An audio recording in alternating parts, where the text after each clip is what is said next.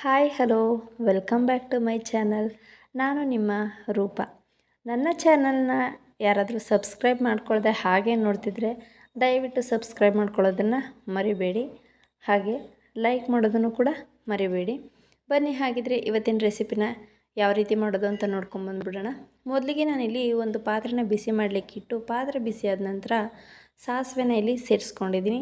ಸಾಸಿವೆ ಚೆನ್ನಾಗಿ ಸಿಡಿಬೇಕು, ಇಲ್ಲ ಅಂತಂದರೆ ಕಹಿ ಬಂದುಬಿಡುತ್ತೆ. ಸಾಸಿವೆ ಸಿಡಿದ ನಂತರ ನಾನಿಲ್ಲಿ ಒಂದು ಮೀಡಿಯಮ್ ಸೈಜ್ ಈರುಳ್ಳಿನ ಸಣ್ಣದಾಗಿ ಕಟ್ ಮಾಡಿ ಇಟ್ಕೊಂಡಿದ್ದೀನಿ.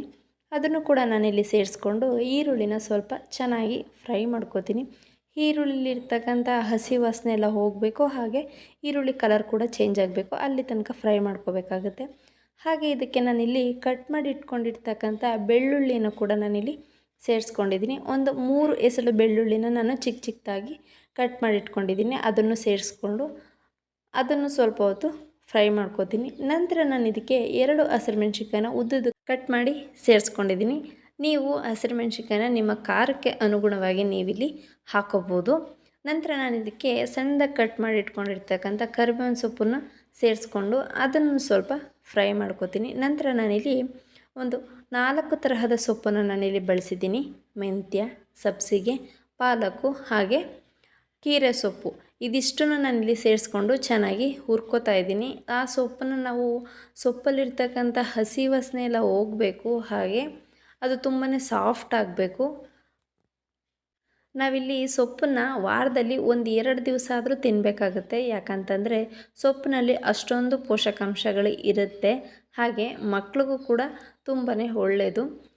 ಮಕ್ಕಳಿಗೆ ನಾವು ಅತಿ ಹೆಚ್ಚು ಸೊಪ್ಪು ಹಾಗೆ ತರಕಾರಿಗಳನ್ನ ಕೊಡಬೇಕು. ಯಾಕಂತಂದರೆ ಅದರಲ್ಲಿರ್ತಕ್ಕಂಥ ಪ್ರೋಟೀನ್ ಅಂಶ ಮಕ್ಕಳಿಗೆ ತುಂಬಾ ಒಳ್ಳೆಯದು. ಹಾಗೆ ಅವರ ಬುದ್ಧಿಶಕ್ತಿನೂ ಕೂಡ ಚುರುಕು ಮಾಡುತ್ತೆ. ನೋಡಿ, ಇವಾಗ ಸೊಪ್ಪು ಚೆನ್ನಾಗಿ ಹುರಿದಿದ್ದೀನಿ, ಅದರಲ್ಲಿರ್ತಕ್ಕಂಥ ನೀರಿನಂಶ ಎಲ್ಲ ಕೂಡ ಬಿಡ್ತಾ ಇದೆ. ಇವಾಗ ನಾನು ಇದಕ್ಕೆ ಸಣ್ಣದಾಗಿ ಕಟ್ ಮಾಡಿ ಇಟ್ಕೊಂಡಿರ್ತಕ್ಕಂಥ 1 ಟೊಮೊಟೊನ ನಾನಿಲ್ಲಿ ಸೇರಿಸ್ಕೊಂಡಿದ್ದೀನಿ. ನಂತರ ರುಚಿಗೆ ತಕ್ಕಷ್ಟು ಉಪ್ಪನ್ನು ಕೂಡ ನಾನಿಲ್ಲಿ ಸೇರಿಸ್ಕೊಂಡು ಹಾಗೆ ಅರ್ಧ ಸ್ಪೂನ್ ಆಗೋಷ್ಟು ಅರಿಶಿಣನ ನಾನಿಲ್ಲಿ ಸೇರಿಸ್ಕೊಂಡು ಚೆನ್ನಾಗಿ ಹುರ್ಕೋತಾ ಇದ್ದೀನಿ. ಟೊಮೊಟೊ ಎಲ್ಲ ಸಾಫ್ಟ್ ಆಗಬೇಕು, ಅಲ್ಲಿ ತನಕ ನಾವು ಇದನ್ನು ಬಾಡಿಸ್ಬೇಕಾಗತ್ತೆ. ನೋಡಿ, ಮೊದಲಿಗೆ ನಾವಿಲ್ಲಿ ಸೊಪ್ಪನ್ನು ಸೇರಿಸಿದಾಗ ಎಷ್ಟೊಂದು ಸೊಪ್ಪು ಕಾಣಿಸ್ತಾ ಇತ್ತು, ಆದರೆ ಅದು ಚೆನ್ನಾಗಿ ಬಾಡಿಸಿದ ನಂತರ ಅದರ ಕ್ವಾಂಟಿಟಿ ಕೂಡ ಕಡಿಮೆ ಆಗಿದೆ.